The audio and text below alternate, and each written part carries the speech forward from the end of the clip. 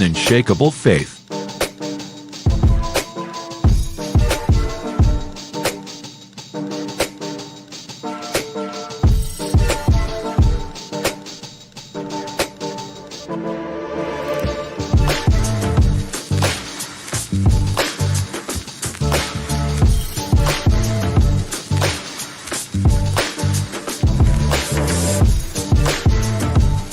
We believe that the heart of a man is a treasure trove of untold stories, powerful lessons, and profound wisdom.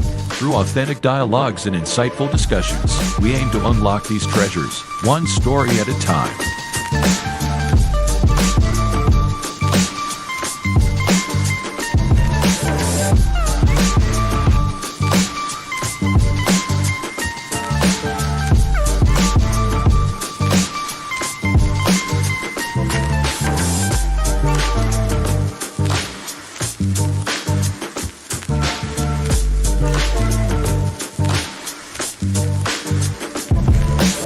So, whether you're seeking guidance, inspiration, or simply a moment of reflection, you're in the right place. Get ready to be challenged, inspired, and transformed.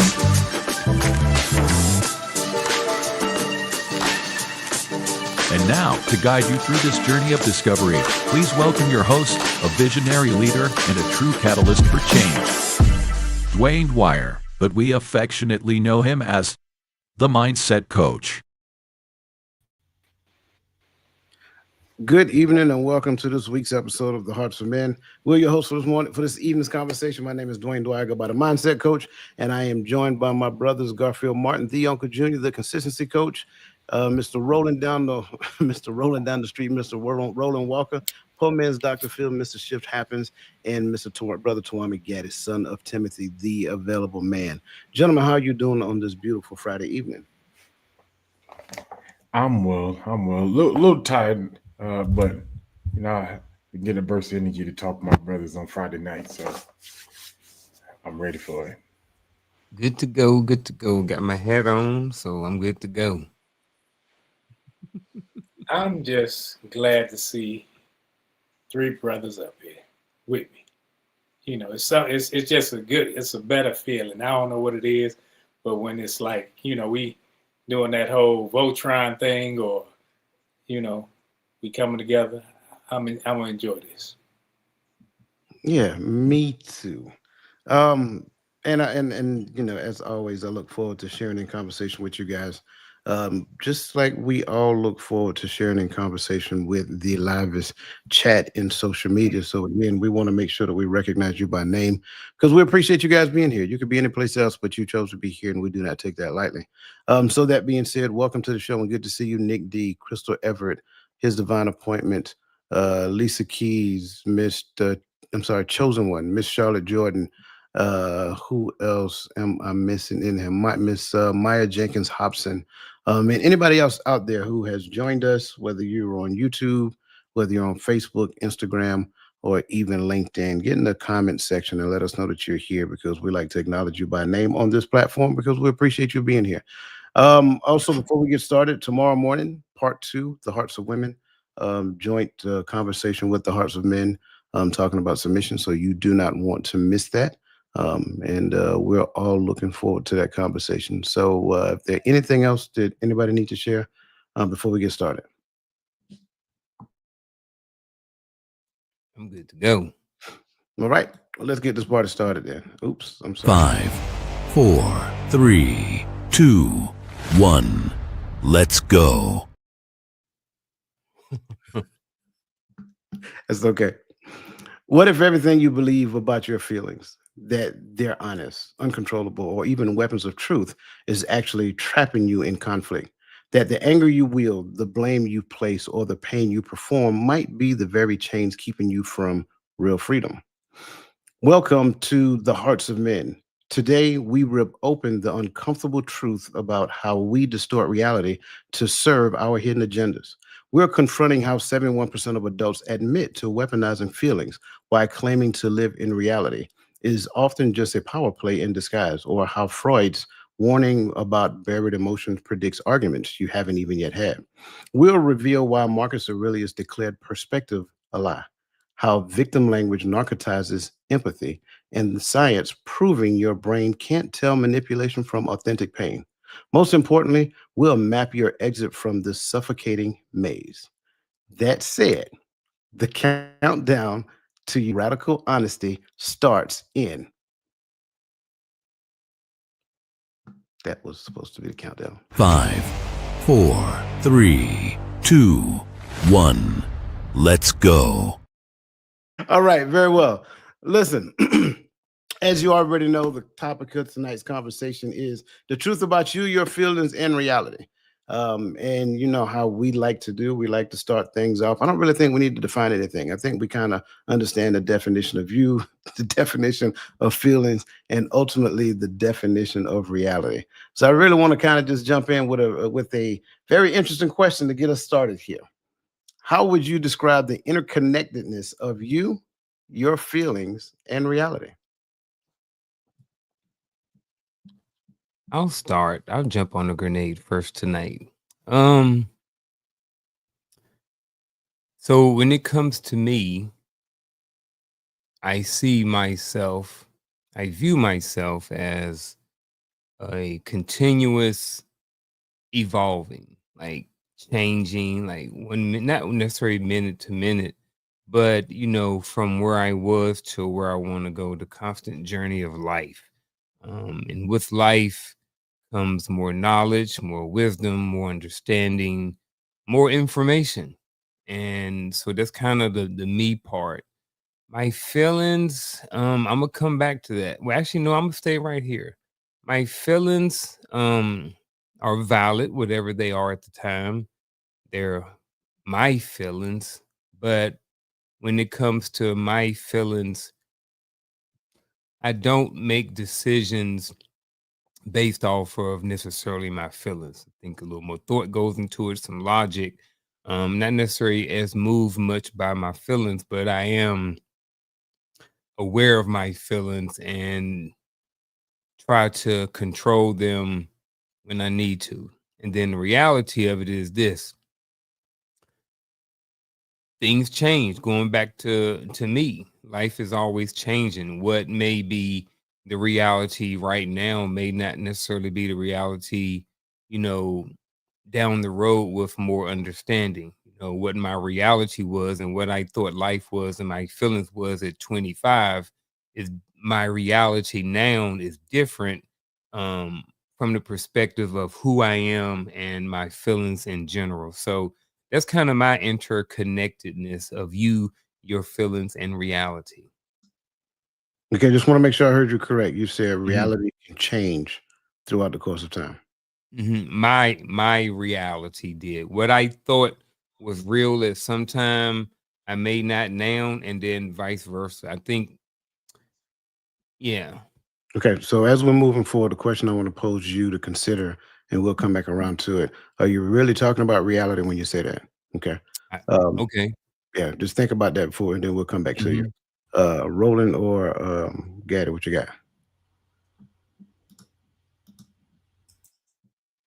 Thought I heard him clicking. Okay, interconnecting. I think that reality is what it is. It's the same. Now, how we feel about it, that may change during the process of education, during the process of new information, so forth and so on. So your feelings about something will always be the lens that you see the reality through. So that's why that can always change. So my feelings is what I see reality through. Yes, how you feel, how you see things, because we're only talking about feelings. So yeah, when you're looking through the lens of feeling, how I feel, how I view something, how I see it as, it comes through that. So now when I'm looking at reality, my life's experiences and everything that impacts how I feel about everything about reality is exactly what it is. That's why it can change, because as I gain new information or I grow or I, learn, I can see things differently. So it's not Okay. the reality that changes, it's me. Okay. Gather, what you got? Okay, I see what everybody's saying. So for me, the interconnectedness of the three, you, your feelings, and reality is, I think the interconnected part is behavior, right? Uh, how how we act according to, right? And so for me, when I say you, when I hear you, I hear genuine behavior. This is my genuine responses, my genuine action, my genuine thoughts, uh, feelings, manipulated and manipulative behavior or thoughts. And then reality is how those things affect me, my goals, and the people around me, i.e., my family, community, friends, and so forth and so forth. Hmm. Interesting. I got some. I got some questions. Garfield, let's come back to you, bro. About what the question I asked you.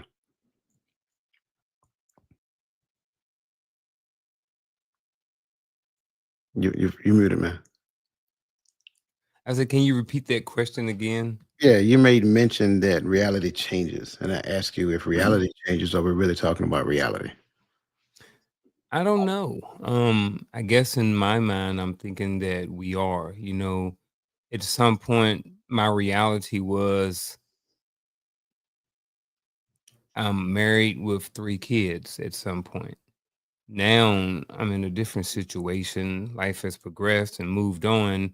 Now my reality is I'm married with, a dog. That's kind of what my reality is. I don't know. Maybe that's just life and circumstances. I don't know. And so wouldn't that mean that your perception of reality changed, not reality itself? Because now with 3 kids and married, you view it as a husband and a father versus viewing it as a single man. So your perception, it changed. But I'm If in a if totally I'm hearing what you're situation. saying, right, that's what I hear you describing. No, no, I guess what I'm saying is, you know, 15 years ago I was married to a woman, and that's the woman who I had all my children by. In 2025, I'm out of that marriage. My reality is a little bit different now, and I have, maybe I'm interchanging life, but my reality is different. You know, the I'm with somebody different now. We've been together for 11 years, married, no children together, and we have a dog. So now that's my reality. So in my mind, my reality changed. But I could be misusing the word reality, and I'm okay with having my perspective or perception adjusted based off more information. What are your thoughts? I think that, like I said before, reality, my perception builds my reality. It's how I see it. It doesn't matter what someone else sees as reality for them because of their information, but the information that I have at the time, like if I'm happy, if I'm sad, uh, my whatever I see coming forward, because I'm looking through that lens, it's gonna paint the picture of happiness, of sadness, or whatever. So my reality is gonna be skewed because of that, and it's not like it's because it's simply because it's coming through my mind and my lens. So whether it changes or you change, I think it's a you change thing and your lens change. You may see new information. Yeah, I get what you. I'm sorry, go ahead, girlfriend. I don't I don't know if I'm rocking with that. And here's why. I don't think my reality changes based off my feelings. Like, my reality is what it is. If I don't feel sad or upset or whatever, like my reality don't change. I still gotta get up and do whatever I gotta do, regardless of whatever I going through, good, bad, or indifferent with my wife. My reality is still the same. It's not going to change just because my feelings change. But again, that's what, if I'm hearing you correctly, I'm hearing that your reality changes based off of your feelings. And I'm in opposition of that statement. I don't think it's like that. I think my reality stays the same regardless of my feelings. So I don't want to move from where we are about reality first. That's where we're gonna Okay. go next. I'm with you. But what I was gonna say is I understand exactly what you're saying. Um, the objective truth about what you see in your space right now compared to what it was, you say 15 years ago, it's Mm-hmm. different. It's different. It's not the exact same thing in your space. Mm-hmm. So your reality, based upon what you're saying, has been altered from what it was then to what it is now. I get that. Um, and I'm not necessarily saying that that's not reality. That's not what I'm saying at all. I think what Roland is making reference to is more of a perspective, and creating that reality through that perspective, and I get that as well. But what I don't want to do is cross contaminate those two ideologies as we're talking about just reality alone. Okay. If that makes sense, and if Mm-hmm. what I'm saying goes against what you're saying, by all means, say it a different way, and maybe I can better understand it. No. No, I'm good. yeah, because I'm not saying that. Like I said in the first statement, reality is what it is. But us as humans, now we may be in the same space at the same time, but simply because of my experiences and your experiences, we see things differently. That's why you can have these negative people. They come to work and they're kicking their dog, they're kicking their desk, and I hate this and I hate that, simply because of the things that are going on in their lives. So their reality is skewed to the point that everything is negative. Whereas you woke up with peaches and milk on the side of your bed ready to eat and flowers and everything, and you walking on rose petals. Now your view of things is gonna be like, man, what's wrong with him? So it's not that the reality changed, but my reality changes because of my perception. That's why when people say my reality and my this, they're not looking at the whole picture. They're just looking through their lens. That's what I'm saying. Right. Okay. I got And you. that's more of a perception of reality, not necessarily Right. reality itself, because reality itself takes into account the entirety of what reality is, not just the lens in which I see it through. So that's kind of like my addition to what you're saying. Gaddy, you about to say something. Now I think you kind of hit it because I'm looking at reality is reality for everybody. How it looks, how reality looks based upon my conditions is different than yours, and my conditions can change, but the reality is not going to change. But my perception of life in this reality that we live in is adjusted based upon my experiences, my conditions, my situation. So and that's why I kind of, when you said cross contamination, but I think that's why it seemed like such a thin line, because yes, of course, when things change, my feelings about things change. You know, I remember there was a day where I couldn't see how people can view, and I'm not changing the conversation, but how people can view politics from this hand. Like, you got to see it from this hand because we're in this condition and situation. But I saw it because I was in that situation and condition. Now, when my condition changed, I'm like, oh, I can understand how people like this can view this, because it affects these people a little differently. So yeah, I want people who ain't got to be helped, but I also don't want to be taken advantage of because I work hard for what I got. So I understand, I can see both realities, and I quotation that on purpose. I can see both realities, but it's one reality, but the conditions of the people are different. So the way they view it is slanted. I hope that made sense. No, it makes perfect sense to me. That's why I say reality, it is what it is, right? But again, your perception of it is the thing that looks different to you. And I think that's the space. How I feel about what I perceive is something totally different, but I don't want to, move too far ahead because that's exactly where we're going next. And so that being said, the first topic that we're going to uncover is all about emotional manipulation. Now, the assertion here is that we tend to weaponize feelings to Mm. control others. I'll say that part again. We tend to weaponize feelings to control others. And a famous quote that go along with this comes out of Psychology Today, which states that emotional manipulation is the control of another person's feelings through deception. And a good data point to support this: 71% of adults admit to using guilt or emotional pressure to influence someone within the past year. So, gentlemen, that being said, the question that I have here is: have you ever experienced or used emotional exaggeration to influence an outcome or avoid accountability? And if so, what did it look like?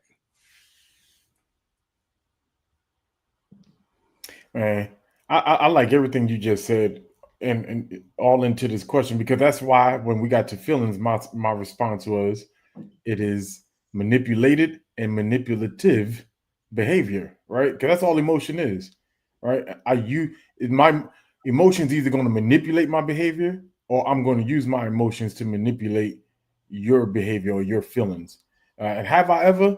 Um, I hate to say it like this, but you just asked. Only thing you asked me was, have I ever preached a sermon and try to get a move from the congregation? Absolutely. I wanted to hear the amen sometimes. I'm being honest, right? That's how I know what happens sometimes, because you know, and I can hear it when other preachers do it. We try to get, because you don't want to say amen over and over again. Somebody's shouting here. You don't want to say that over and over again. You just want to, you want to move them to that. So you exacerbate a little bit the emotional influence on or aspect of what you're talking about. It's why some people tell stories a certain way. If you're a really good storyteller, you know, especially when you got the attention of people, you can move the emotions with the way you tell the story. To and once you do that, once you grab the emotions of people, it's easy for me now to push my point through that emotion, so that you can see through that lens, with the hopes of making that lens now your lens. Um, have ever experienced or used emotional exaggeration to influence an outcome or avoid accountability? Mine was probably more so to influence an outcome. I'm gonna talk about this because I've shared it either here or Coach's Corner before. In my previous marriage, when I was what they call, holy rollers. I was holier than thou.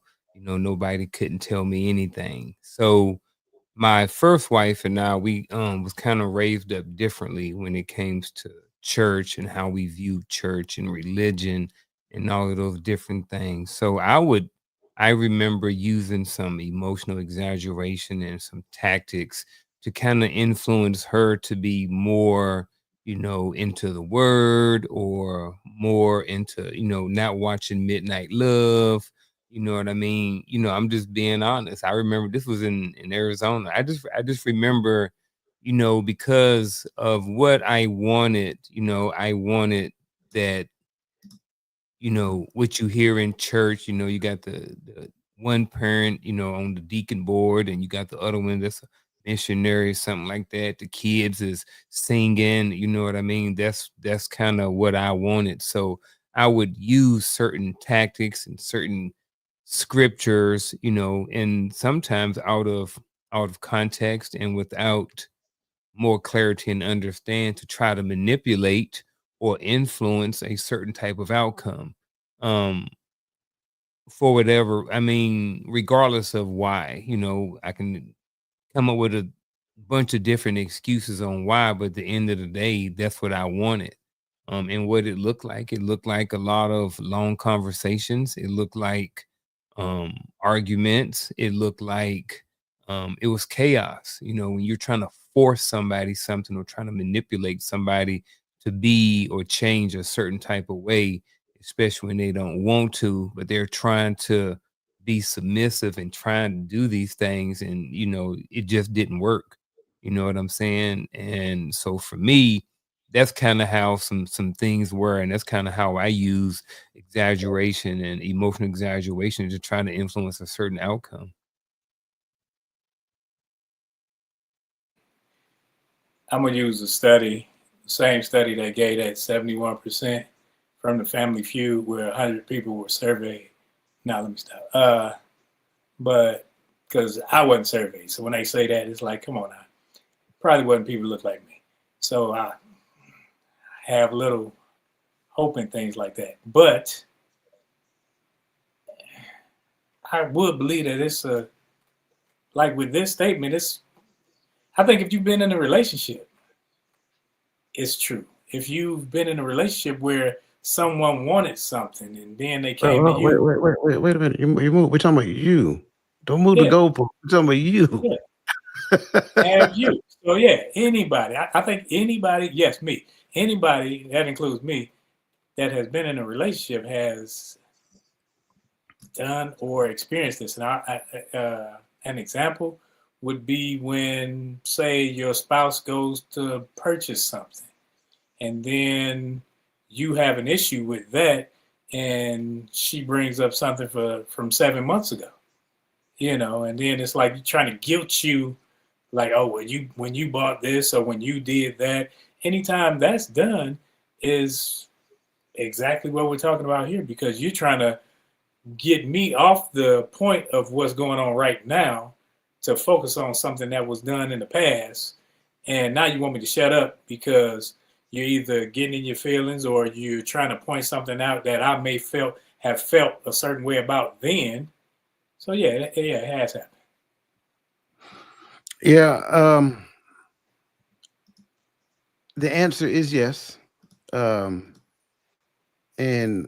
I mean both of them, to be honest with you. It's I don't care if it was me waking up early in the morning and washing both of the cars and shining them up real quick so I can go hang out with the boys most of the Saturday or whatever. Then knowing when I come back home by 10 o'clock at night, it's going to be a discussion, right? And then get into that discussion like, I don't want to listen to all this. I don't want to hear all that. Why are you making such a big deal out of? I was just with the fellas. You could have called me. You could have come yourself after the fact, right? You could have come and hang out with us yourself. So yeah, we've all done this, right? And I'm standing firm there. We've all done it. Let me say it again. We've all done it. Both sides of it. You've used emotional exaggeration to influence an outcome and avoided a compliment. Everybody is guilty. If you're telling the story from one side, then you're lying. I'm just gonna call a spade a spade. That's just what it is. Everybody is guilty of this. No if, no ands, no buts. I say it like this right here. Here's the best way to look at it. The story that you tell about yourself, if I go ask anybody who was there, would they tell that same story? That's the best way to look at it. Everybody is guilty of this. And until you own that version of yourself, you're still in denial. And that ain't good. So let's move on to the next version, the next conversation, or the next question. How might labeling someone too sensitive be an illusion and actually a power play?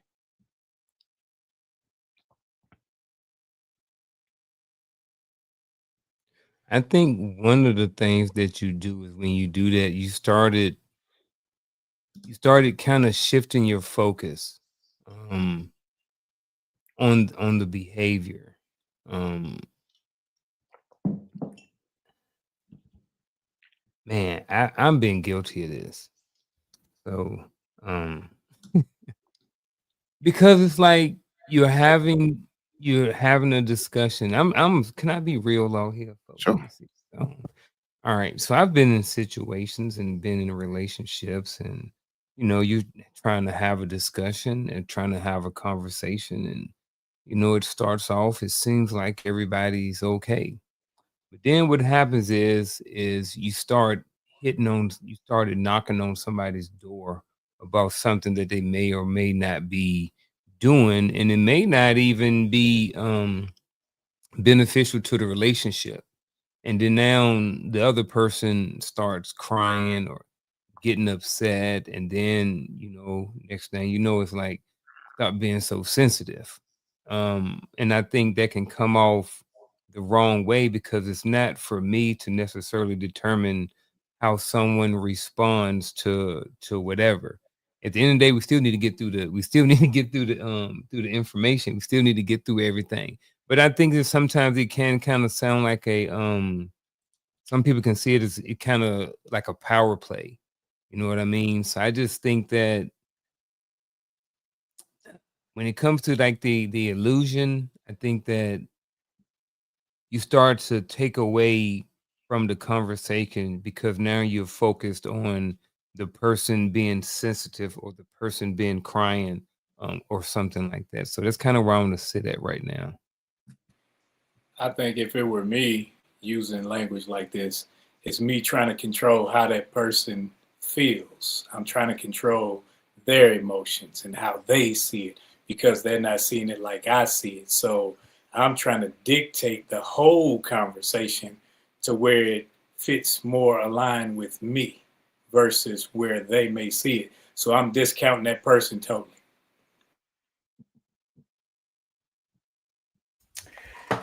How can it be a power play? So when I say you're being too sensitive, what I just did was made you very cautious of your behavior. Now, in this exchange, only what I do now is validated, right? And so that in and of itself is the power play because I just put myself in the position, or I put you in a position first as non-validated because you can't speak honestly because you're sensitive. Your sensitivity is making you angry. Is what's making you angry. So it's making you respond contrary to what I'm saying, right? Because now I just put that illusion that what I'm saying is true, and you're just mad at it, and so your sensitivity is showing. When you could really be telling the truth from a different perspective, but once I label you, I just put myself in the position in this exchange like I am the validated one. Now what I say is the standard, it's the blueprint. And now you begin to even question the next statement that come out your mouth. Now you questioning how you feel about what I said because you don't want to come across too sensitive. I'm at an impasse. I'm gonna muddy the waters a little bit. Not that I'm disagreeing with anything you guys are saying, but I also think there's another way that we can look at this as well. See, the illusion is always too sensitive because now I'm giving a subjective perspective. It might be too sensitive for me. It might be too sensitive for this conversation. So that's kind of like, in my opinion, the power play. But power isn't always bad. It's only bad when we use it against somebody. But if a person is being quote unquote too sensitive, then maybe their interpretation of their emotions in that particular space and time is that they're using those emotions against them, and they may just be simply trying to have a conversation. So, is it possible that the assertion of too sensitive may serve as a defibrillator for the sake of the conversation? Because here's the other side of it. If I need to validate your emotions, there's another conversation that need to be had, and it probably should have been had long before this conversation right here is actually happening. Your thoughts? I don't Get think that. you can. I don't think you can exclude emotions when you're having conversation or when you're having a relationship. I have to allow people to be who they are and respond how they respond. If I'm trying to dictate everything, where you to this and you to that, that's too determined by me. So it puts me at a hierarchy in this relationship already in the communication realm. So now if I say, hey, I think you, if I'm saying what I think, hey, I think you handling this a different way versus you too sensitive. That's just like us talking, and then Gaddy saying something. I'll say, dude, you acting like a bro. Now, what he gonna do? He gonna get defensive. So when I'm pointing out something as if I'm higher than you, it's an automatic defense mechanism that's gonna come combative towards that. So the communication won't go any further than an argument. Maybe. I'm not, like I said, I'm not totally against what you're saying. Maybe. Let's not a 100% blanket statement for everybody though, right? And again, it's not that the conversation is emotionless. It should not be saturated with emotions. That's probably what this statement is all about. Again, just looking at a different perspective. Garfield, get Yeah, it. yeah, because if coach, I mean, if Roland tell me, hey man, we having a conversation, he's like, hey bro, you been too sensitive, you acting like a broad. Like me, I ain't gonna get defensive. I'm probably gonna check myself. I'm like, dang, am I? You know what I mean? So for me, I wouldn't get defensive. So I get that. Um, but I think that's where it comes down to who you having a conversation with as well. I think the term too sensitive, like Coach said, is very subjective. You know, that's what I agree. That's what someone believes that the other person is. Um, and maybe that conversation maybe shouldn't be had at the time. Or like Coach said, maybe there should have been a conversation had way before this, because you know, if you are being too sensitive, if we can't talk about the dog running in the street, you crying, then you know we got bigger fish to fry, and we need to talk about, you know, how to manage and regulate emotions and stuff like that as well. So I'm picking up what everybody's putting down, and but I ain't pieced it all together yet. So Gotcha. Yeah, Yeah, I don't think you muddied the water, uh, because I don't. You didn't say whether it had to be good or bad, but is it a power play? I think it's just it is a power play, whether good or bad, right? Because it's a power play whether I'm regulating the conversation back to where it needs to be, or whether I'm using it to change your perception of how you respond to me.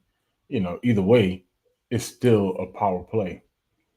uh, and I saw it perfectly the other day. And I know I'll be watching stuff. I'm watching Gil and Kwame, and I'm trying not to use their full names because we ain't promoting nobody. But so if you know who they are, watch Gil and Kwame in a conversation. There's a third party in this conversation, but they're trying to interrogate Gil because he took a partnership to start his podcast instead of using his own money and being independent because you know they thought better of him than that. Whatever. Um, and Kwame baiting Gil into reacting. So whenever Gil responds to Kwame, Kwame go, "Well, we're not gonna act like females in here. We're gonna be men." Like you baited the man just so you could try to control his behavior, and now call so some people viewed it as good, some people viewed it as bad. I saw it as bad because you baited him into responding to you just to call him out. But it was a power play. It was a way of saying, hey, I'm in control of this conversation. I'm in control of how it's going to go. Now follow my lead or disappear.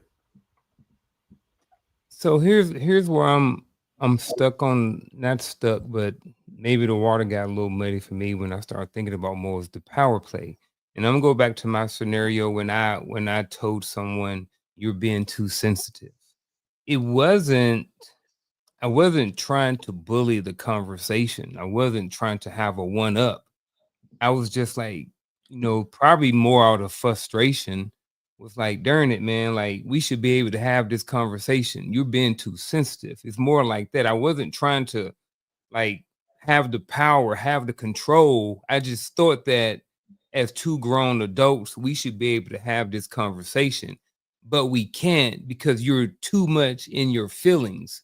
You know what I mean? I'm just like, hey, the dog, and now you waterfalls. And I'm just like, how are we going to ever be able to talk about anything? How are we going to be able to have a conversation? You know what I mean? When every time something comes up, waterworks. You know what I mean? And it's like it wasn't about power. It was about trying to get an issue or something solved in the relationship or whatever it may be. So I don't know if that's some sort of definition of power or not, but my intentions had nothing to do with wanting to have power or control. It was about we need to be able to talk and have a conversation. But because you don't know how to manage your feelings or regulate your emotions, we can't move further. So is that outside of the lines of the power play, or is that all kind of woven in there with that? Well, see, that's kind of like the whole point, right? Mm-hmm. It's in some shape, form, or fashion, the space of relationship is supposed to be shared. Mm-hmm. And there are times when some people they try to get, regardless, but depending upon the situation, they try to get so big in the relationship that it tends to suffocate the other person. I do believe that it is, and there should be something done to make that other person aware of their behavior in that point in time. Like his divine appointment has a question, right? And to that question, to this question, could it be? Sure, it could, since the question is asked in that fashion. But your emotions have never set a boundary. You set the boundary. That's the thing. So if there was never a boundary that was established for you to become emotional outside of your perceived boundary, that's not a boundary. Like I think a lot of times we live in a world to where we believe the expression and all thereof, right, is a thing of strength. No, that's not true, right? Hyper anything is not good. You can put whatever you want to put on the backside of hyper, and I guarantee you can say it's not good. Hyper vigilant, hyper emotional, hypersexual, all of that is not good. So when you start talking about the expression of emotions, even the expression of emotions at a certain point becomes bad. So now what you have to do is you have to become emotionally regulated, which you should have been emotionally regulated, all before we even got to the point of this conversation, right? I get it. Everybody is like, well, this is just how I am. Well, go seek counseling, go get some help, go lay on somebody's couch because you need to. I'm sorry. It is what it is. We make excuses for maladaptive behaviors all the time, and we don't necessarily understand what maladaptive behaviors are. So what we'll say is stuff like, that's just how I am, or that's just how I express myself. No, when my son was 3 years old, he expressed himself like that. Not trying to be funny. It is what it is. So it's like me saying something like, hey, calm back up. You're coming in this too hot. Whatever. Is that wrong? I can't say that it's wrong when your emotions is sucking all the air out the room and we can't even get past this point in the conversation because you're hyper emotional. And that's kind of like the point. I'm agreeing it's a power play. But the thing is, do we perceive power as being 100% bad? Can't be. Well, we shouldn't. That's just my But thought.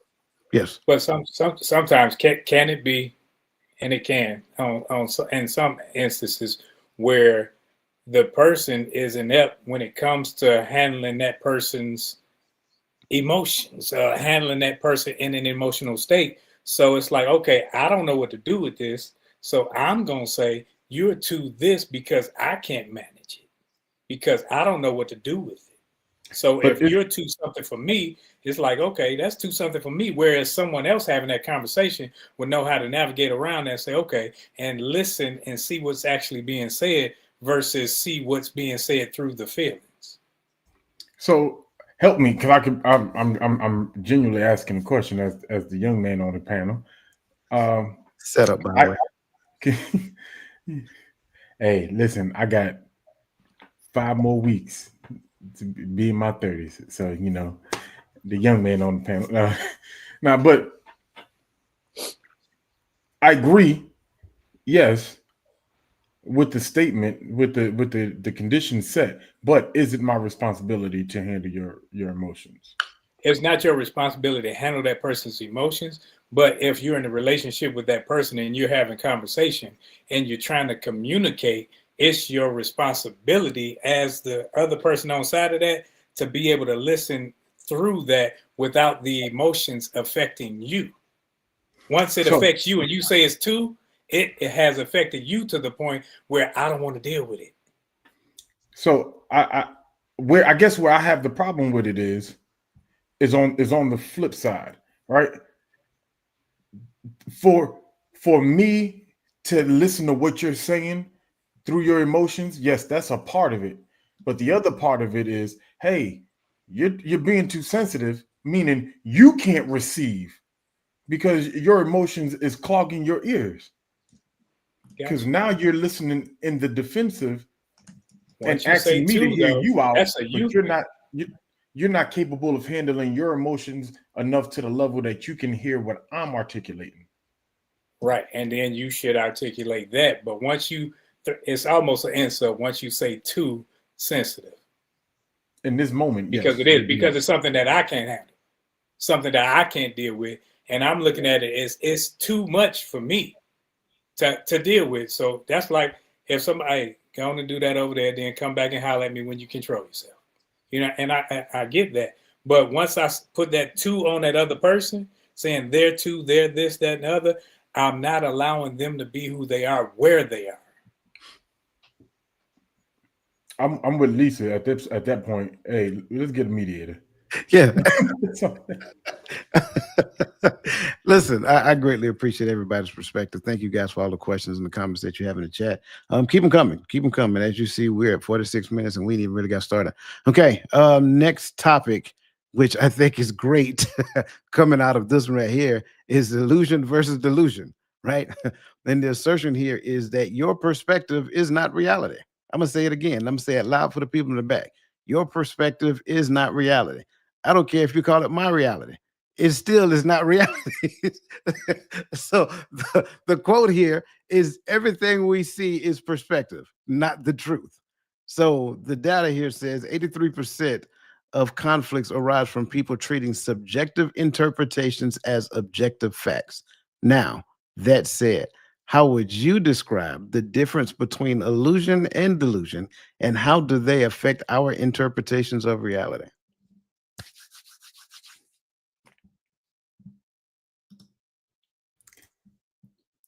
We had something similar to this before, didn't we? That was on Sunday, man. It was. Mm-hmm. And I didn't like it then either. I know. That's why we need to talk about it. How would you describe the difference between illusion and delusion, and how they affect your interpretation of reality? I just had to say it again. Give me a second.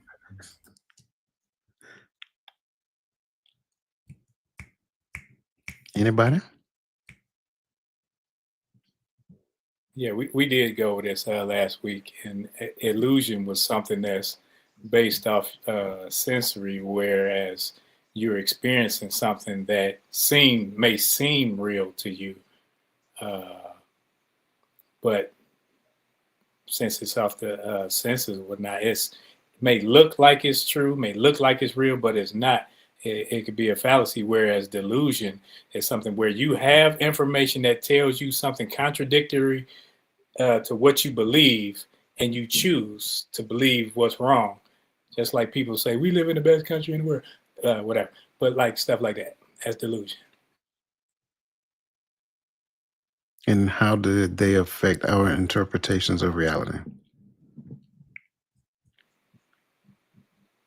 Because when you see it through the either illusion, when I'm looking at it, I'm thinking it's real, but it's not there. It's not even real. It's not there. But so I'm gonna treat it as such. Versus if I'm just walking in a delusional state, I'm choosing to be ignorant, and that using that whole cognitive dissonance really only works for so long.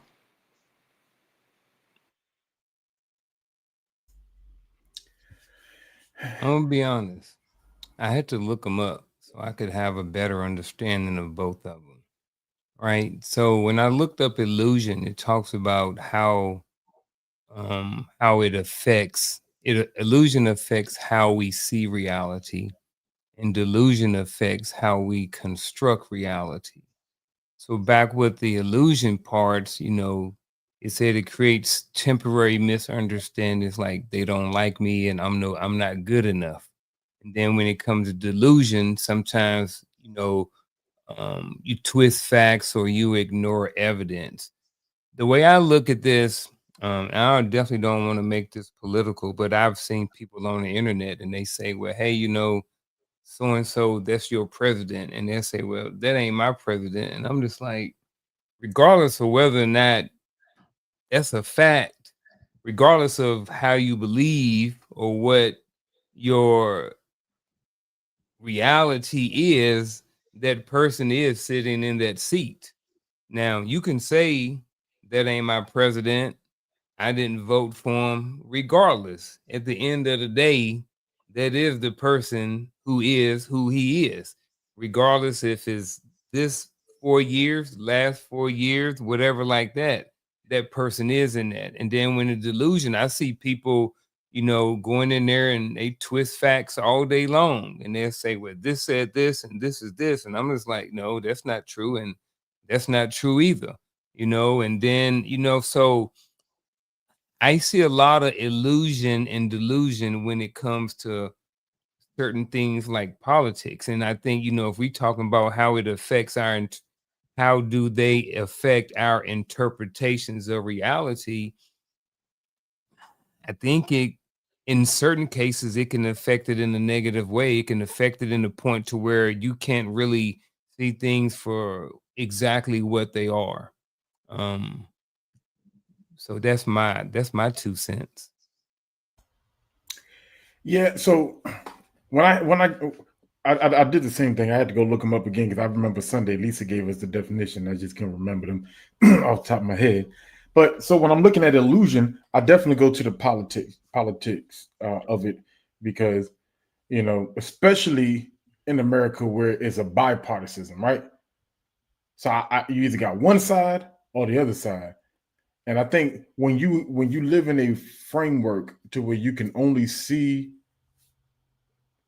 a singular view, it creates the condition for illusion, right? Because now we're talking about deceptive perspective of reality.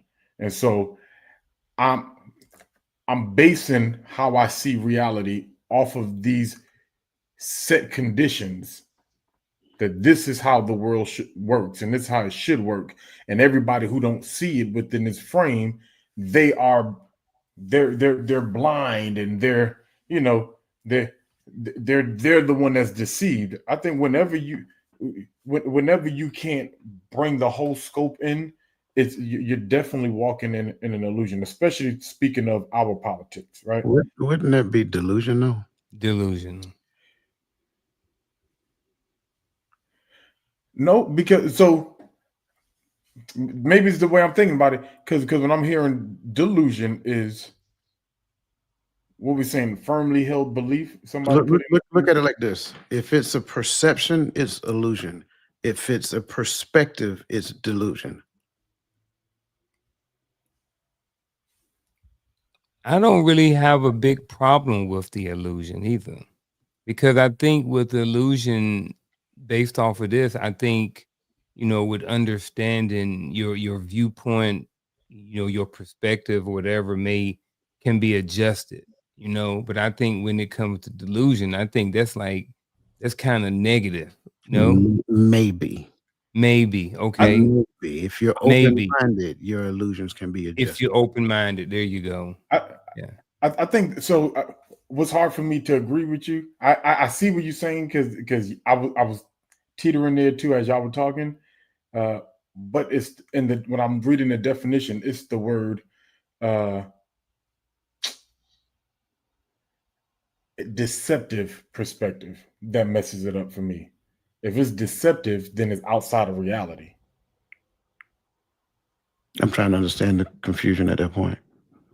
You're saying that that's illusion? Yes. Okay. All right. So if I may, mm-hmm.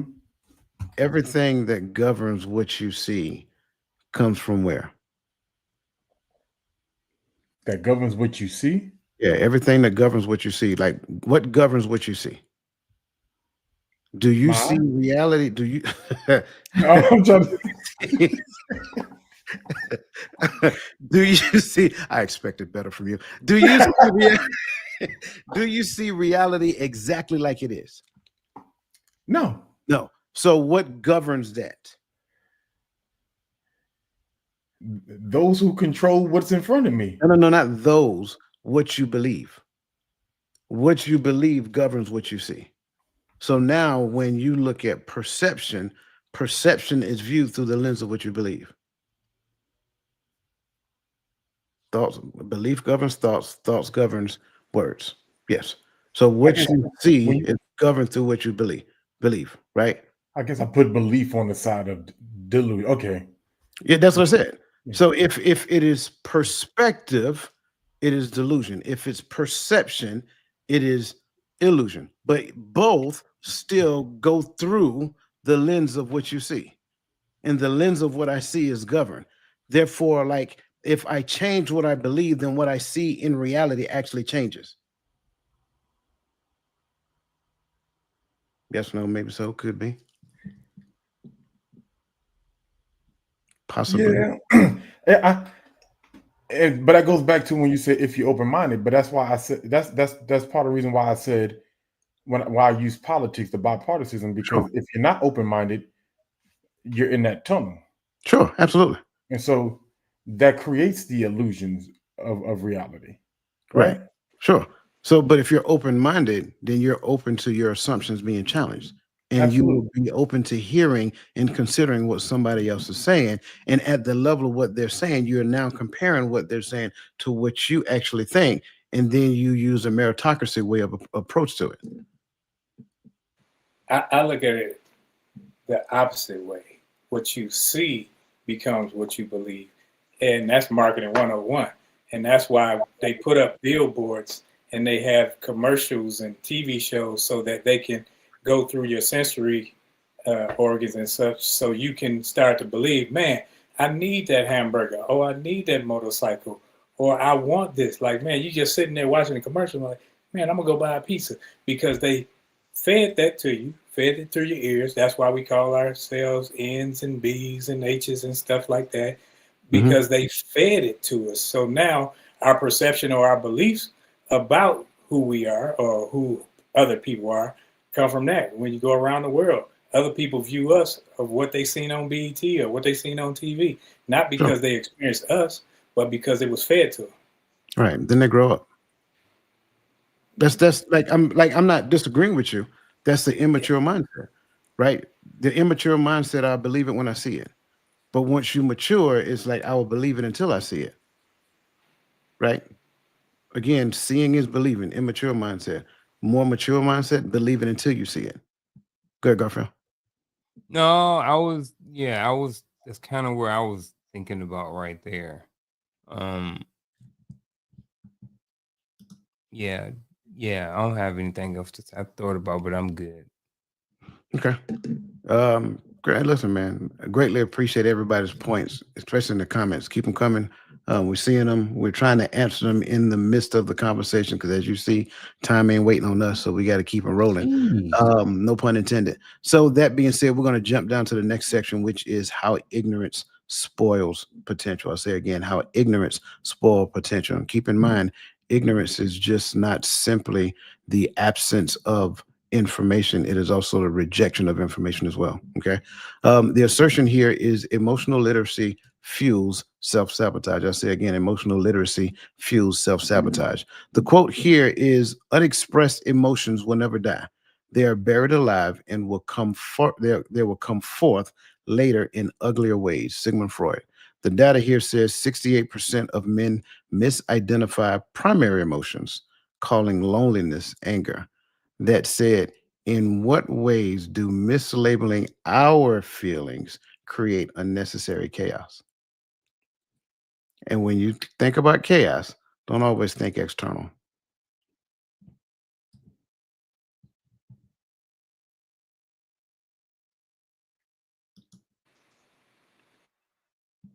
You got it? Oh, I thought I seen. Yeah, okay. When you said Freud, I was thinking about Martin when he said Freud said bruh man. But I think that when we're looking at mislabeling our feelings, if you can't identify your own feelings, and that has to do with the maturity and the immaturity. If you can't identify your feelings and you bottle them up, or you label them as that's just me, or you label them as that's how I grew up, or you put some type of tag on it to kind of hold on to it, or just to, just not deal with it. I think you can have that unnecessary chaos within or without, because you haven't grown to the point to where it's handled. So now when something comes up against it, you react a certain way, and you're going to stay in that vein, and you're going to stay in that immature state, that ignorant state, as you was on the previous slide, until a change is done from within, so that you can change not just your perspective, but how you see yourself and where you are in this whole thing. I can see how this can be I don't know. I'm just looking at, if I'm thinking, I'm looking at like a car. They mislabel my car. They misdiagnose my vehicle when I take it into the shop, right? They saying, hey, your radiator leaking, but it's the water pump or something like that. Now I got to spend more money, go get it checked out again, only to come back and try to rectify the problem. So I think the same thing carries over into our feelings. If I'm feeling that, if I'm hurt, but it's coming off, or I'm telling everybody, well, I just don't care. You know what I mean? Now I'm not working on the right thing that I possibly need to be working on, or my feelings are coming from a place of I don't care versus I'm hurt, or if I focus on I'm hurt versus I don't care, it's something there. I don't know. I got those right there. I may not have all my thoughts together, but I think that what happens is when you mislabel your feelings, and how it creates that unnecessarily chaos. Again, it's like if you are saying one thing and you're working on one thing, you're not, it's going to cause chaos, because you're working on being, you walking around saying, I just don't care. But the reality of it is you're just hurt, and you're not working on the hurt piece. You're just walking around here saying, I just don't care about that. I don't care about that. And see, what that happens is the hurt is never getting addressed. And that's causing the unnecessary chaos in yourself, because you mislabeled exactly what's going on in your life. And I think it can have drastic issues for your personal self and anybody that you might be in a relationship with, because that can be a big issue, inside and out.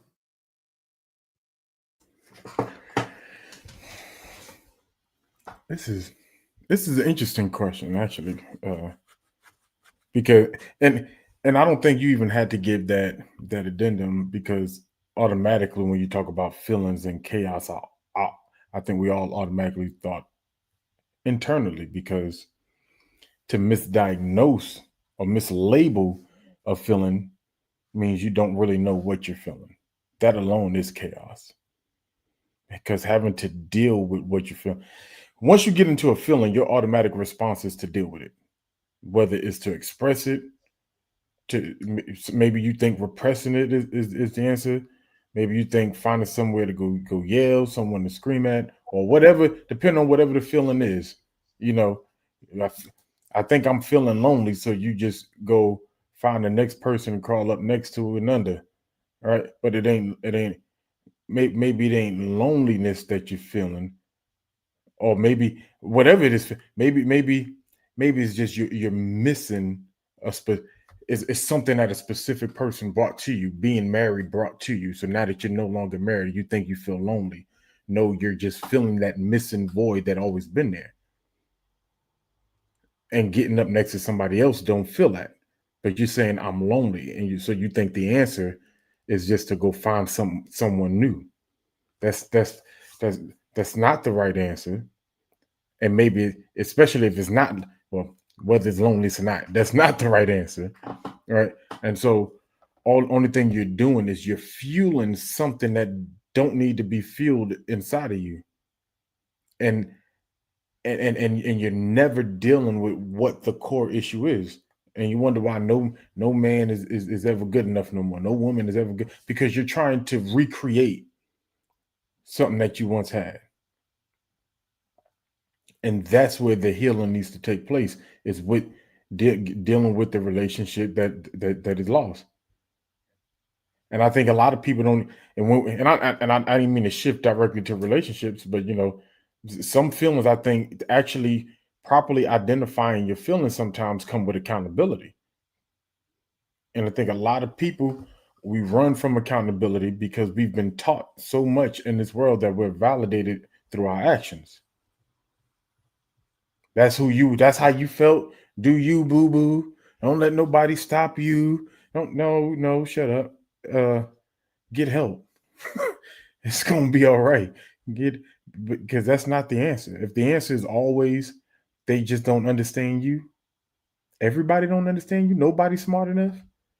Because there's nothing new under the sun. Maybe the problem is just you got to deal with you. I like that. I like that. I'm gonna go a little further back when you were. I would say that we probably should have ventured into the relationship conversation way before we started talking politics. Because the relationship conversation is where we can make change at. Politics, we cannot. Anyway, um, when looking at this question, first and foremost, and when you go back and listen to the some of the stuff that I talked about, especially the data, about 68% of men mislabel primary emotions. We got to understand what primary emotions is. What's the difference between a primary and a secondary emotion? And the primary emotions that we feel a lot of times are like they're internal, they're more instinctual, more primitive, if you will. And then as after that primary emotion hit, then the secondary emotion comes in. And then the secondary emotion becomes the one that is projected as the one that's shared or whatever the case may be. I would say in relation to this, what is within will come without. I'll say that part again. Whatever is within will come without. That's why I keep saying you can't put on the facade for but so long. You can put on the best version of yourself. You can put a lipstick on a pig. You can put lipstick on a pig, but eventually it will be recognized as a pig. I'm sorry, it is what it is. So when, and Gaddy, I know you talked about the last relationship, but that is if that person in that last relationship did everything right. Let's be completely honest. Nobody falls in that category. I'm sorry.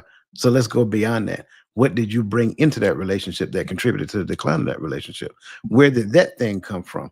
That's the root cause of it all. So you're going to have to go all the way back to that. That's why I keep stressing no one is innocent, even though we like to paint this great elaborate picture that we are innocent. Stop it. You're kidding yourself. And for people who know, they're looking at you and looking at you sideways like, yeah, you still got some work you need to do. Right. When we mislabel those feelings and we don't necessarily address them, my feelings, I don't address them.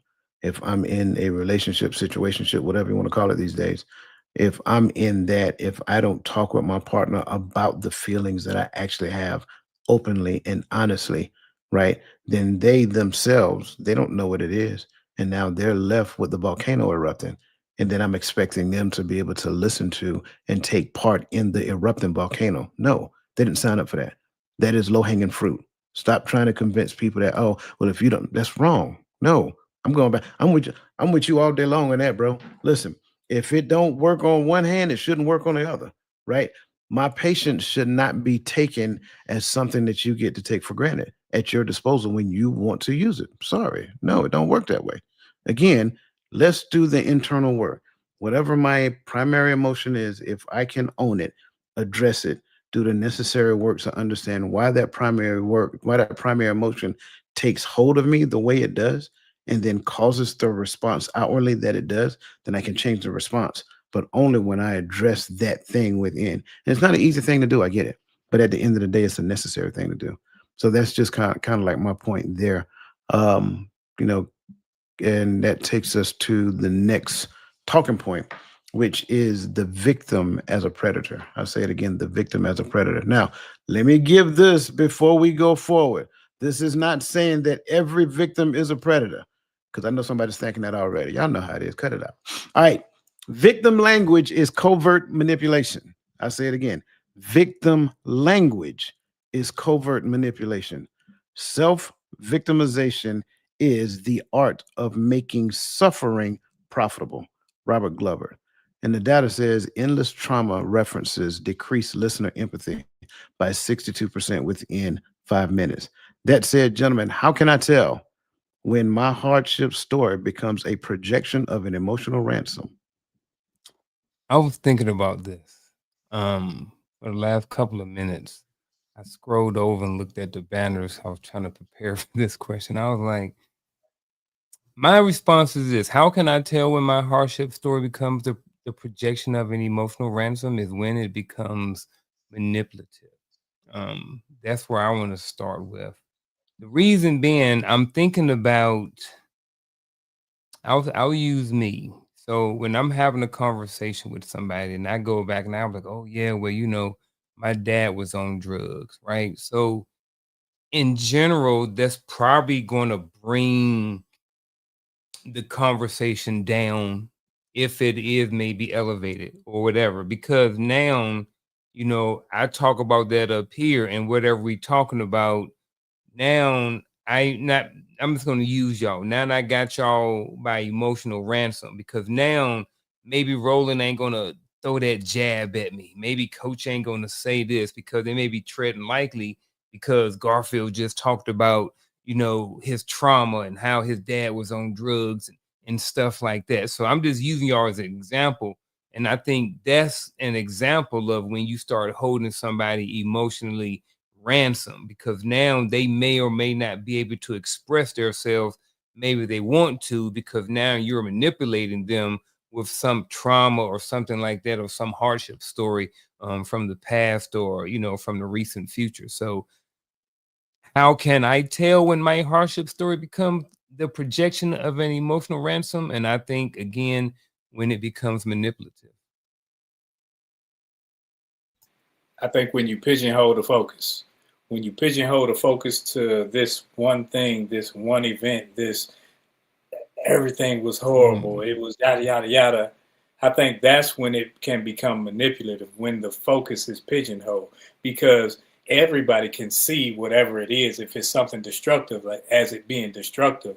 But do I look at it from a holistic point of view, or do I just pigeonhole it and focus on this aspect of it and leave it at that? Because I think there are some things that are nuanced where you can look, and not that it's great, but you can see, okay, I can see this and I can see that. So now my perspective changes because I have different information versus just the pigeonhole view. Man, I got so much to say in response to things, but I'm just gonna say my piece and leave everything else alone. Cause I agree, but those agree but things. But I would say when it becomes irrational, because if I say if I ask for to be reparated for something that has happened, and that has happened, and then I can I've received my reparations, and I continue to use that same guilt to hold you to future obligations that you and otherwise wouldn't take, then that's ransom to me. But if I'm asking for my pay uh, uh pay me what I've earned. You've taken from me. You've done this for me. You kept, and that is never given, then I don't think is irrational, unless there has been steps to bring me back to where, or give me opportunities to get to where I would have been had action had not been taken. Because until then, every time I look at my position, I'm always going to see that my position would be different had you not done. Right. And so, and I take that approach, and I'm trying not to do too much, but I take that approach because even when we talk about our people, I hear sometimes we all can get annoyed, or we can all get emotionally involved with what we're chanting as a people. But some people, I believe, are irrational into some sense, because you want people to treat you superior because of what happened in the past. And some people saying, just reprimand me, because we had there was over 200 communities that were thriving, that were burnt to the ground. How can you say that we're inherently what you see today when you never gave us an opportunity to be anything else? Every time we got better, you destroyed it. So that is not irrational because you've never paid the reprimand that you promised. Instead, you give reparations to others that were not affected by anything done here. So when I look at it, because I know some people get tired of hearing black people say this is what y'all did. Well, if the majority of us are still not living in conditions based upon, so hey, what do we do to get? And I get it here. What do we do to get us out, right? But the cries of those people who are looking at their condition, I think it's hard for them not to see it from, well, had this not happened, maybe we could have been. And there's always going to be a maybe because we don't know what we would have done with what. But that's why I go with the irrational aspect of it. Man, that was good. I'm laughing at Maya because Maya told his divine appointment.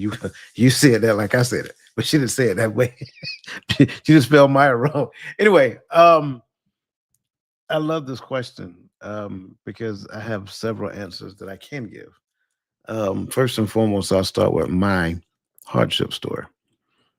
And if you really stop and think about it, it really sounds like, my truth. It really sounds like my reality, my this, my that, right? It's just your perspective of the story, man. That's it. That's all it is. And your perspective does not take into account the entirety of reality. Let's just first and foremost start there. Your perspective of your hardship story does not take into the account of the entire reality. So if you can't hear someone else asking you a different thing about your story, then it's because you're trying to project it as emotional ransom. Oh, wait, I'm sorry, I'm not finished. Also, if it's the most dominant story that you know, if it's the story that you pitch every time because you act like you're a keynote speaker every time you get around people, you're using it as an emotional ransom. In fact, if you believe your story is the most important story out of everybody's story that you're talking about, you're using it as an emotional. I feel like Jeff Foxworthy. You might be a redneck here. That's what it's like. That's what I'm sorry. I hate to say it that way. You might be emotionally scarred if this is what you're doing, right? That's what happens. Get good at sharing the lessons that you learned from your story. Oh, wait. If you had not learned the lesson from your story, you might be projecting it as emotional rant. All of this stuff is true. It don't feel good. I get it. But at some point, adults don't look to feel good. They look to move in the direction of he who is good. So now when we look at it from that perspective, it ain't about right or wrong. It's about what we're supposed to be doing as mature adults. And if you're still sharing the same story that you shared 5, 6, 7, 8, 9, 10 years ago, because you're looking for people to be moved emotionally because of your story, then you are projecting it as an emotional ransom. It's that simple. All right. So when Gaddy was trying to get them amens, Hey, I know he's all right. you know what? You know what? Yeah. All right. That's going to move us down to the last section because of time. And this section is simply that own it, right? The assertion here is authenticity requires emotional ownership. I am not what happened to me. I am what I choose to become. Carl Jung. Oh, I'm sorry, Carl Jung. That's how it's pronounced. People using I feel language resolve conflicts 5 times faster than accusatory speakers. Now, let me pause here for a second because if you're believing that what we're saying, right, if you're believing that what we're saying is every time you start off a conversation, I feel like, no, that's not what we're talking about. We're talking about in the midst of a conflict, you're owning how you're feeling in the midst of the conflict and not saying, well, you did this, when you did this, that, and the third. No, what you're saying is that when this happens, I feel as though this. That's what we're talking about.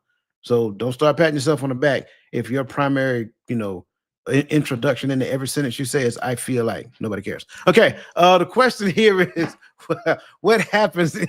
What happens in a disagreement when we replace "you made me feel" with "I experienced this as"? What do you think happens in a conversation?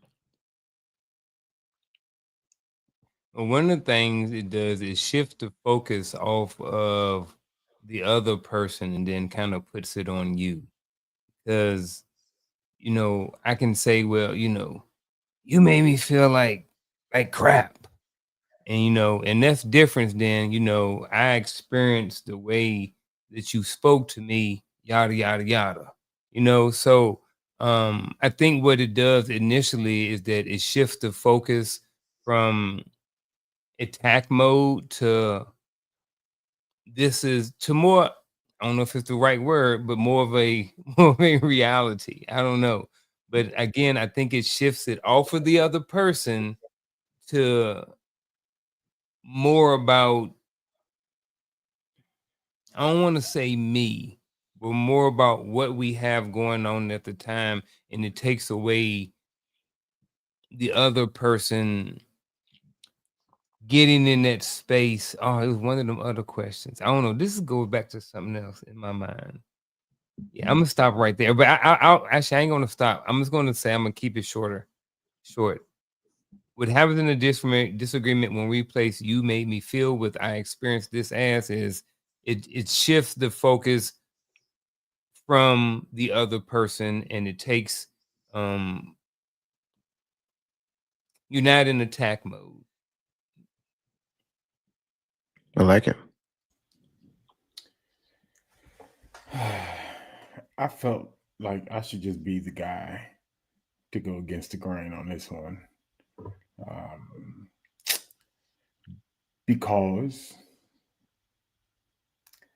just because I'm me and I'm, I don't hate conflict, So with that being said, I feel like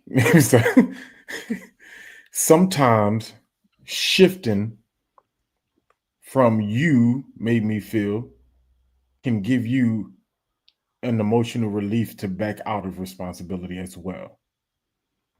Because maybe you did do a thing.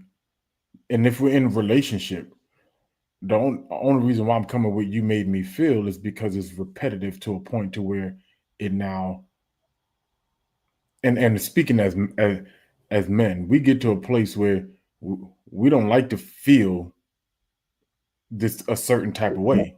And so sometimes instead of going down that road to where you're going to make me feel disrespected, or I'm going to feel disrespected or whatever, we'll just shut down. But the first attempt before we shut down is to bring it up and talk about it. And once you mishandle that, we never move back in. We'll just shut that part of the relationship down, because we don't want that emotion we express to be mishandled or to be ignored again, right? So sometimes, and I'm saying sometimes, so sometimes when I make an attempt to shift the hostility away from you being attacked, can give you that window of evading accountability, because now I put the accountability on me, which is always a good thing, right? To take some level of accountability of how you feel, regardless of what action led to it. But I need you to recognize what you did, because this is going to be problematic if you continue to move this way. And I'm going to start where you ended, because that's where I was going. When I say I experienced this as, it's me giving you the opportunity to see how something that you've done or said affected me. I don't have to say what you made me feel and all this other stuff, because I'm taking it like, hey, I'm taking the ownership of it, and I'm letting you know. And if we're in a relationship and it matters, or if conversation matters to you, then you will do the necessaries to either change or explain or do something to correct what's going on. Because right now, I allowed you to know that, hey, I'm in a certain space because of what just took place. So how are we going to rectify this as adults? And it puts you in the grown man's position versus me, little boy, versus me putting you in the child's place, or me automatically starting with confrontation. Because when I say you, I don't care. When somebody says me, I'm like, I ain't do that. Or me, and it's like I'm looking within versus if you say I experienced, now I got to look within with a different mentality. It's like, man, I didn't necessarily mean it like that. And then I can convey what I meant exactly. Can I add some more? All right. When you say you made me feel, that other person is not responsible for how I feel at the same time. Then when I go back to, I want to use respect, right? So when I say you made me feel disrespected, when I reversed it and I say, hey, look, this is what you did, and this was disrespectful, I think it also offers, it give the person, and this may be to what you were saying, Ro, it give the other person the opportunity to kind of see it from a different point of view. It's like, you know what, maybe I was disrespectful. You know what I'm saying? And it may give them an opportunity to, it may actually even be able to help the conversation going forward, because they may not have seen that they were being disrespectful, but now I brought it to your attention. And it wasn't just about how I feel, because even though somebody can be disrespectful to me, it still is how I feel or how I respond to the disrespect. So you can't make me feel disrespected. What I'm going to tell you is that was disrespectful. So I get everything that y'all are saying. And after an hour and 27 minutes, the pieces are starting to come together a lot better. So And what I love about this conversation, because as I experience what's all, like you said, in this hour and 27 minutes, the crazy part is I agree with the perspective that y'all are articulating, but my experiences does not allow me to see it. I'm just being truthful, and like Mhm. now what I take accountability is like, hey, maybe I need to choose better who I go into relationship with, the type of people, because I've dealt with I've dealt with people in an intimate relationship level to where there was no, you couldn't give them that wiggle room. Well, I experienced it as, well, that's your experience, go deal with it. And I walk, and it's like, dang, we can't get through anything together. We can't fix our mess together. Well, no, not if I don't believe I'm a part of the mess. Oh man, oh man, my brothers, I love y'all. Yeah, I'm. So here's the funny part about it. I love where everybody is within the space of this, because I think what you see in the comments, like everybody's point of view is valid. Everybody's point of view on here is valid, and even when you find the points of views that seems contradictory, even in the contradictions, both points of views are valid. Um, like I think somebody said, I think it was Myers said, like if you made me feel a certain way, it is what it is. You made me feel a certain way. That's valid from that person's perspective, right? But then you also heard it said, like, well, I'm not responsible for how you feel, right? That's a valid assertion. So I think that's part of the struggle that we experience in the space of relationship. And I think to a certain degree, both things can be true up to a certain point, right? Am I responsible for how you feel? No. But can I do something to make you feel a particular type of way? Yes. Now, where does adulting jumps in? Like where does adulting jump in? And since it's getting close to that time of season, grab the reins on this reindeer and rein it back in, so that we can actually find a way to communicate. Yeah, I did that. Yeah, find a way to where we can harmonize together. Because I think at a certain point, kids fight on the playground. You know what I'm saying? So at some point, we got to mature beyond that, right? Can a person say something that is hurtful? Sure. Is that their normal way of existing? Probably not. Oh, okay. Well, maybe then there might be some truth behind what they say. Not necessarily saying the thing that they said was right, but maybe the information that they're giving you based upon how they're feeling in that particular point in time is right, even though we'll say how I feel is right, but that person can't express how they feel. So you see how these waters can be extremely muddy when we start going back and forth on opposite sides. So at some point we have to make a decision. Am I in it for me or am I in it for we? Because if I'm in it for we, then we'll have conversation that's conducive for we. If I'm in it for me, then most of the things that come out of my mouth will talk about me. That moves me to what that young man just said. I need to be more selective of who I get in relationship with, because all I got to do is listen to how you think, because I'm sorry, listen to how you talk, because how you talk will reflect how you think, and how you think will reveal what you believe. And what you believe is the foundation of how you're going to behave in every relationship you're in.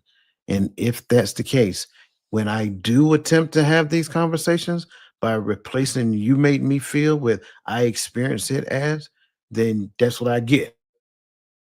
That's how you experience. That's not how I experienced it. Mm, okay, very well. I get it. And I think that's part of the issue.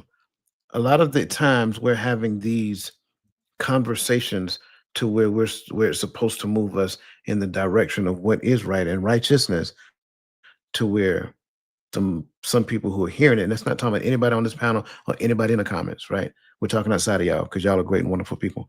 But the people over here who hear it, that like to be combative, that like to stand their ground, right? They like to argue their point, they like to talk about their experiences all the time, right?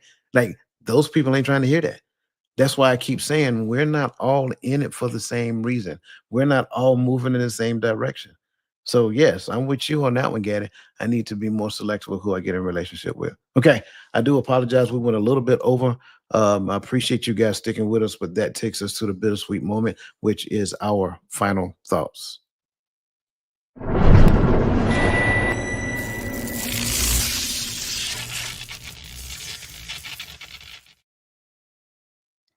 Um, Great conversation. It took me about an hour and 20 something minutes before the pieces of the puzzle, before there was enough pieces of the puzzle for me to really see what the picture was. And I definitely appreciate all the gentlemen here having this conversation. Um, Coach started off the show talking about we really don't need no definitions in proper grammar.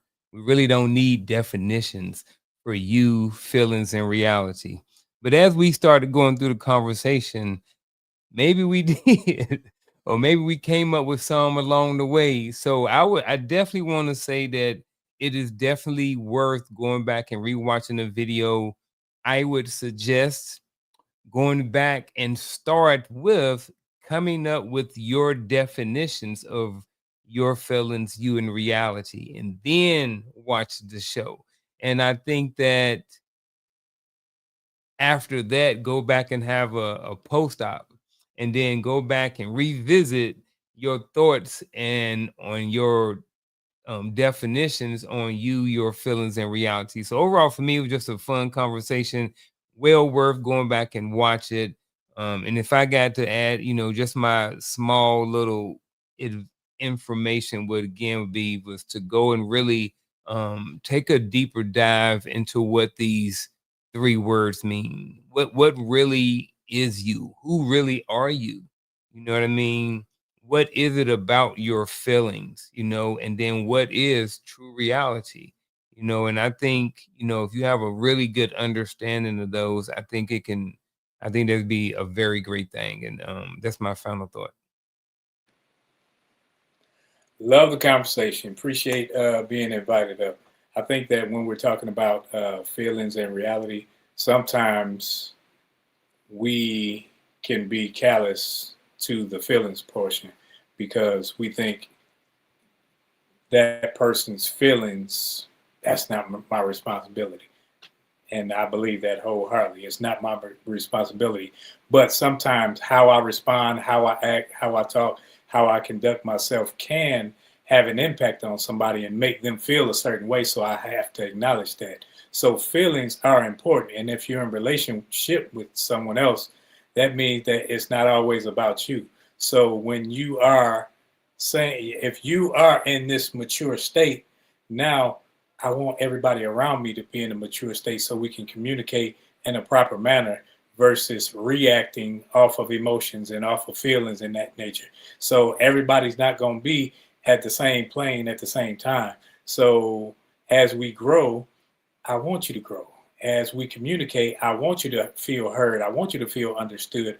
I want you to be able to feel how you feel, because how you feel is based off of how you were raised, your emotions, and your everything. So if I'm discounting your feelings, I'm discounting you. Now, if I'm acknowledging, okay, you may feel a certain way, and that is you, now we have something to talk about. We can converse on that versus me just discounting and say, well, that's on you. Go on and figure yourself out. See, I think sometimes we can be a little callous when it comes to the other person's feelings when we aren't in that same state of mind. I wanted you to keep talking because I was still taking more mental notes and writing. But man, first off, I love this conversation. I appreciate you, Coach, for bringing this one up. But reality, what is real, right? What is real is what's shaped by the Most High, right? Reality is what He has created. Man can distort, man can manipulate, but the truth is in Him, right? So with that, I started thinking about self. Well, can self and reality exist? Yes, self and reality can coexist together when you shape yourself after Him. You know, I had to flip it back for my final thought. So when I shape myself after Him based upon His word, then I can truly exist in His reality, and then I can begin to move not away from my feelings or outside of my feelings, because you will feel because you are human, right? But regardless of my emotions and my feelings, I can begin to move. Why? Because one, I know that what I'm doing is right according to His word, because I'm moving according to His instructions. And two, I'm not worried about the consequences, because I do understand that because I molded myself after Him and I'm after Him and I'm chasing after Him, now I fall into the realm of, well, all things are still working for my good. And I think that's where a lot of people want to be, in that space to where they know that everything is working for their good. I'm trying to follow Him because I want everything to work for my good. Why? Because a lot of our realities may not look great from our perception. Things may not look right from our perception, but I'm only reassured there when I know that I'm in alignment. Because He says, for all things work together for the good of those who love Him and are called according to His purpose. Well, if you love me, you keep my commandments. That's all I got. Man, listen, I thoroughly enjoyed this conversation. Go back and look at it again. I think you will hear some things differently. Your feelings and reality.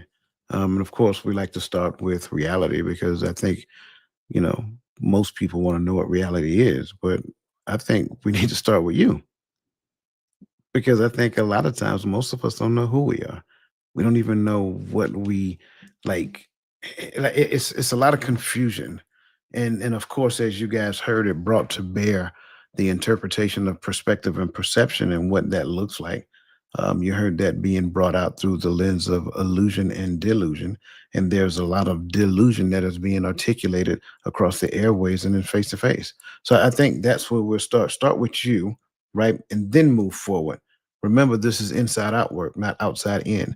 When we start with reality as being the something external and didn't work our way backwards, we're doing it backwards.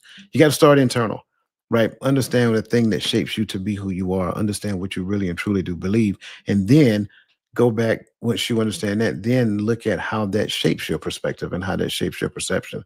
Then what are some of the things that your feelings are wrapped around? What are your feelings? Some of the things that your feelings are caught up in. Listen, I'm going to say it like this, and I'm sorry it's not going to sound good, but it's not against any one person. There's some things that you were taught growing up that wasn't right. There's some things that you experienced in your early childhood years wasn't right. There's some things that you experienced in your adulthood that wasn't right. And a lot of us are still holding on to that thing as though it is right. And then what we do is we live life forward from that point, trying to protect the thing because we're not looking to be exposed according to that thing. We call it a stronghold, right? So you have strongholds in your life that you're trying to protect and still be in the space with others. And every time they come close to it or come up against or ask to do something in relation to or something looks similar to, then you start to fight, tooth and nail, because you got to protect that stronghold, protect your perception of yourself as it pertains. So now that becomes problematic. And so then you go in and out of relationship, in and out of interconnectedness, in and out of this job and that job, and you create bad environments wherever you go simply because you think every place you go is the reason why you experience what you experience, but fail to realize that you're the common denominator in every last one of them. You create the reality that you experience whenever you go, wherever you go, because of the unharmonized and untampered and unrealized pain or emotion or whatever it is that you're trying to protect. And you will still blame everybody else because these words will roll off your back like water off of a duck back. So that said, that's my final thought. I got it. It can be a difficult conversation, but it doesn't have to be. It's a much needed conversation though, because illusions and delusion, as we all know, are in this world and we're dealing with them daily. Now the question is how are you going to deal with it? So that being said, greatly appreciate your presence here tonight. Everybody on the panel, as always, you guys are rock stars. I greatly appreciate you. Everybody that was in the comments, man, you guys will lighten it up. We greatly appreciate you and value you.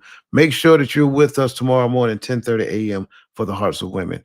It'll be the women and the men working collaboratively, not competitively, right? That's what we do over here. So that being said, you guys enjoy the rest of your evening.